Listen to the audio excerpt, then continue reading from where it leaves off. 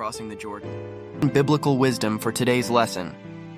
Early the next morning, Joshua and all the Israelites left Acacia Grove and arrived at the banks of the Jordan River, where they camped before crossing.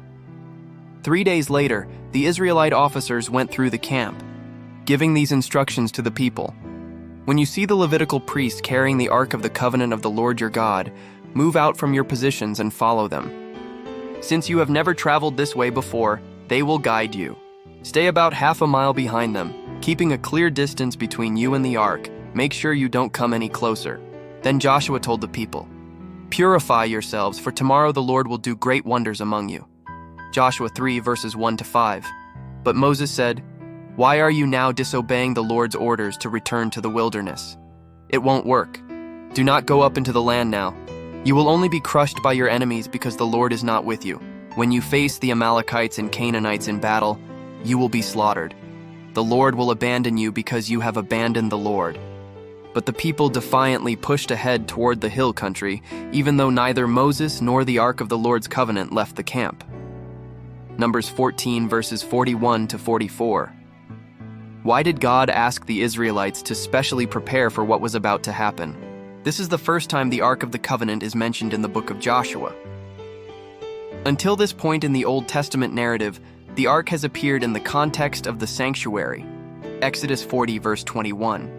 In Israel's journey from Sinai, Numbers 10 verses 33-36, and at the unsuccessful attempt to begin the conquest of Canaan, Numbers 14 verse 44.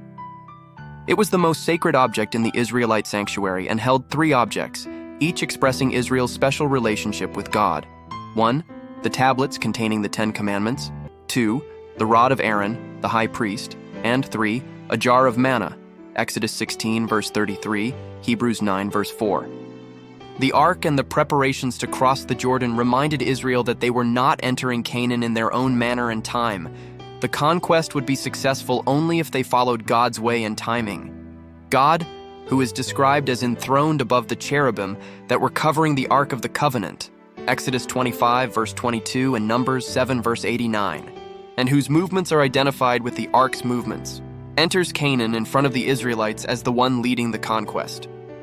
The term translated purify, Joshua 3 verse 5, or consecrate, refers to a purification process similar to what the priests followed before beginning their service in the sanctuary, Exodus 28 verse 41 and Exodus 29 verse 1, and what the people of Israel carried out prior to God's revelation at Sinai, Exodus 19 verses 10 and 14.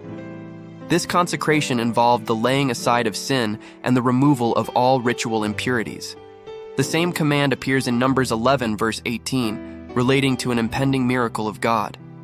Such a preparation was required also before battles were fought in a war, Deuteronomy 23 verse 14. Before God can fight for Israel in battle, they must show their allegiance to Him and trust in Him as their commander. The miracle of crossing the Jordan was going to prove to the Israelites that the Lord's promise to drive out these people in the land could be trusted. He who could secure a dry passage through the Jordan could also grant them the gift of the land. God does not always part the Jordan. His interventions are not always so obvious. How do you think we can develop the spiritual preparedness to experience and discern God's interventions on our behalf?